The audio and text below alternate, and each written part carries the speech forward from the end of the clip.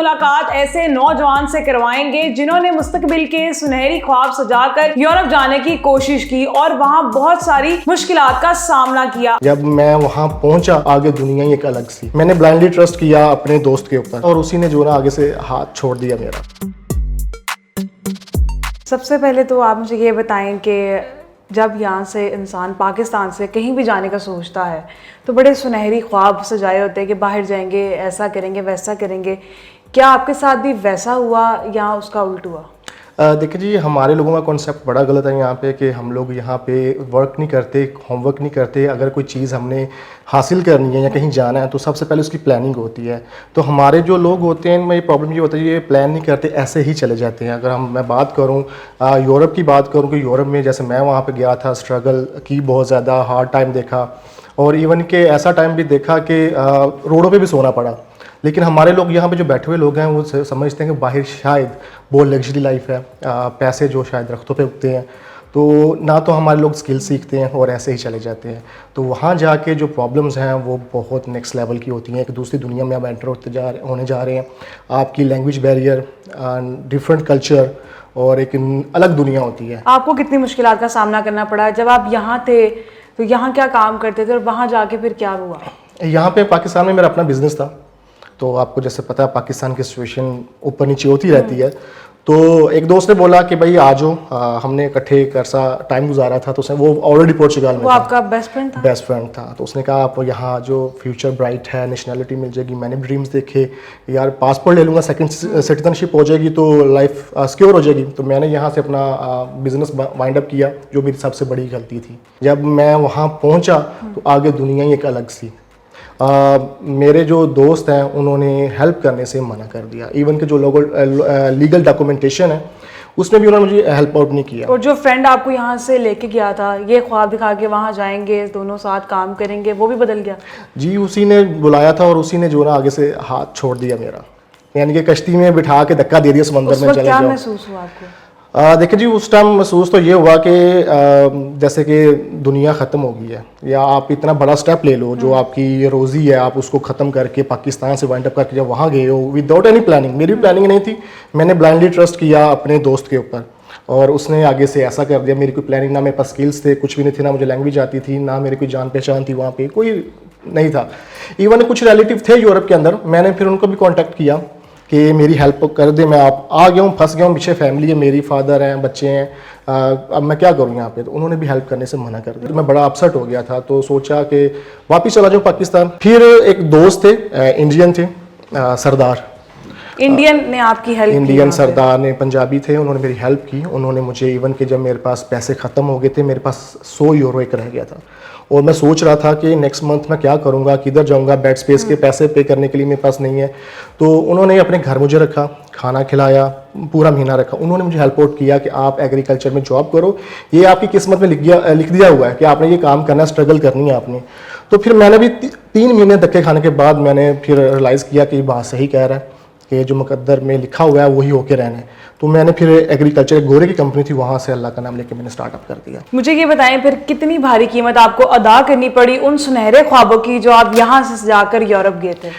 देखिए, कीमत तो बहुत भारी चुकानी पड़ी क्योंकि मैं सब कुछ ख़त्म कर चुका था और जब मैं वहाँ गया, एक नई दुनिया, जिस ऑफिस में जाता था, जिस डिपार्टमेंट में जाता था, वहाँ पे ऐसे जैसे मैं गूंगा हूँ, बह रहा हूँ, कुछ पता नहीं, लैंग्वेज नहीं समझ आ रही, धक्के खा रहा हूँ। इवन के पानी मांगना है तो कैसे मांगूंगा, कि खाना मांगना कैसे मांगूंगा, लैंग्वेज ही नहीं आती थी।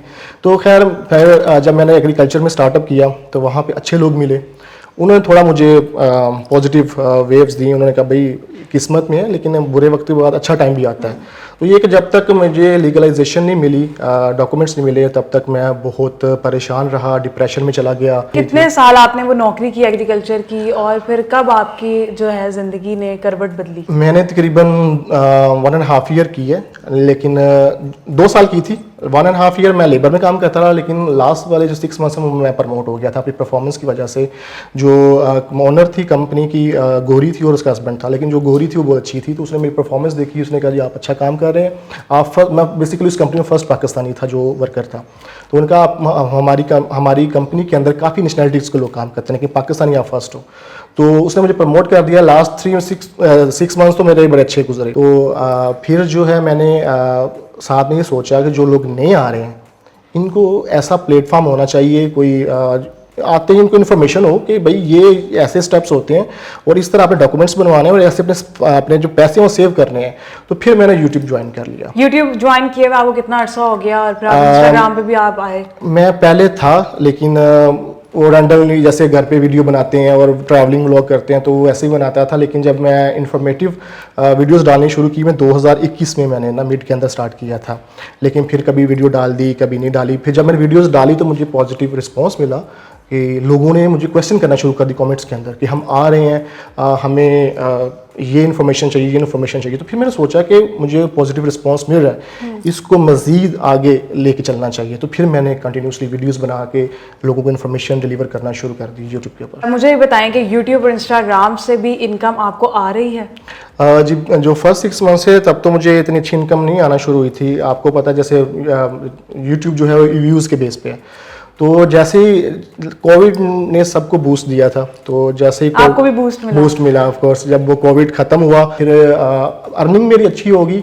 तकरीबन आप कह लें कि अभी जो रिसेंटली प्लस माइनस करूं कि 2 आईफोन तो मैं ले सकता हूं। 2 आईफोन आप ले सकते हैं यूट्यूब पाकिस्तान के अंदर मैं ले सकता हूं। लेकिन ये कि यूट्यूब ने मेरे बिजनेस को बहुत बूस्ट दिया। आज आप किस मुकाम पर हैं? अभी देखें जी, अल्हम्दुलिल्लाह पोर्चुगल के अंदर मेरी अपनी लॉ फर्म है और ऑफिशियल लॉयर्स बैठ के मेरे पास काम करते हैं। मेरा अभी रिसेंटली मैंने दुबई में अच्छे लेवल की कंपनी स्टार्ट की है, ऑडिट फर्म स्टार्ट किया है। अभी रिसेंटली पाकिस्तान में भी हम प्लान कर रहे हैं कोई अच्छा ऑथेंटिक प्लेटफॉर्म लॉन्च किया जाए जिसके अंदर लोग जो पढ़ी लिखी कम्युनिटी है, बिजनेस कम्युनिटी है या स्टूडेंट्स हैं वो जो यूरोप में सेटल्ड होना चाहते हैं। इवन कि मैं कुछ लोगों को एंगेज कर रहा हूँ जो गवर्नमेंट लेवल पे काम करें कि पाकिस्तान से लोगों को लीगल वे में निकालें, आप यूरोप जाएँ, यूरोप जाके पैसा कमा के पाकिस्तान भेजिए, हमारी इकोनॉमी ग्रो करेगी। शहबाज, आपने बात की है कि यूरोप आने से पहले, किसी भी कंट्री में मूव होने से पहले जो है लोग जो है वो स्किल सीख के आए। क्या स्किल हैं जो वहाँ जाकर उनको फ़ायदा देंगी? देखिए, स्किल्स तो बहुत ज़्यादा हैं, लेकिन कुछ ऐसे स्किल्स हैं जिनमें आपको लैंग्वेज का बैरियर नहीं देखने को मिलता। नंबर फर्स्ट पे मोबाइल रिपेयरिंग काम, ऐसा वर्ल्ड वाइड है और उसकी डिमांड है मार्केट के अंदर। नए नए मॉडल्स आ रहे हैं, मोबाइल टूटते हैं, रिपेयरिंग काम बहुत ज़्यादा यूरोप के अंदर। सेकंड नंबर पे जो लेडीज़ भी काम कर सकती हैं, मोस्टली लेडीज़ जब जाती हैं हमारी यहाँ पे, जो फैमिली जाती है, हाउस वाइफ होती हैं या कभी ऐसा काम नहीं किया होता स्किल्ड वर्क, तो उनको बड़ी डिफ़िकल्टीज आती हैं। तो वो कुकिंग का काम सीख सकती हैं एज अ शेफ़, कोई सर्टिफिकेट ले सकती हैं, कोर्स कर सकती हैं। लड़के भी कर सकते हैं, पिज़्ज़ा मेकिंग का बहुत काम है यूरोप, पूरे यूरोप के अंदर है। और थर्ड नंबर पे ये लड़कों की, लड़कियां भी वहाँ पे करती हैं बार्बर का काम। वैसे हमको लोग कहते हैं कि नाई का काम, हमें ये काम करने पड़ते हैं वहाँ पे। तो लोगों को एजुकेशन के साथ जो है वो स्किल्ड वर्क भी सीखना चाहिए। मुझे ये बताएं कि वो दोस्त, वो रिश्तेदार जिन्होंने आपका मुश्किल वक्त में साथ नहीं दिया, अब जब वो आपको इस मुकाम पर देखते हैं तो उनका क्या रिस्पॉन्स है? जो लोग मुझे डिमोटिवेट करते थे, जिन्होंने हेल्प नहीं की थी, अब वो मुकाम आ गया कि वो गुड मॉर्निंग भी कहते हैं, गुड नाइट भी कहते हैं, ईद मुबारक भी कहते हैं। तो अब वो कहते होंगे यूरोप वाला हमारा कज़न है। एग्जैक्टली, यूरोप वाला और यूट्यूबर यूट्यूबर जो है वो हमारा कज़न है। जो पाकिस्तानी, खास तौर पे यंग जनरेशन के लड़के लड़कियां जो यूरोप जाना चाहते हैं या माइग्रेट होना चाहते हैं यहाँ से, बहुत सारे एजेंट वहाँ ऐसे बैठे जो उनके साथ फ्रॉड कर लेते हैं, डॉक्यूमेंट्स में फंसा के। उनके लिए आप क्या कहना चाहते हैं? किस तरह उनको पता चलेगा कि हमारे साथ ये फ्रॉड हो रहा है और लाखों रुपए लोग डुबा देते हैं बाहर जाने के लिए? देखें, यूरोप जाना कोई मुश्किल काम नहीं है मेरे पॉइंट ऑफ व्यू से। जब मैं यूरोप गया था पाकिस्तान से, विदिन 4 डेज़ मैंने वीज़ा लिया था फिनलैंड का, 4 डेज़ के अंदर, और मेरी एज थी 24। और यंग एज में पाकिस्तान से वीज़ा मिलना इम्पॉसिबल होता है। लेकिन जो हम कहते हैं ना कि हमारे लोग क्या कहते हैं, पैसे ले लें और हमें जहाज़ पे बढ़ा के उड़ा दें। हमें हर चीज़ का एक टाइम मुकर्रर होता है। तो अगर मेरा अपना बिलीव है, जैसे मेरा एक्सपीरियंस है इस फील्ड के अंदर, मैं न्यूज़ पढ़ता रहता हूँ इमिग्रेशन की और ये वो, अगर आप 6 महीने गिन के, 6 महीने में गारंटी के साथ कहता हूँ, 6 महीने अपनी प्रोफाइल को मेंटेन कर लेना, आपका वीज़ा गारंटी के साथ यूरोप का लग जाएगा।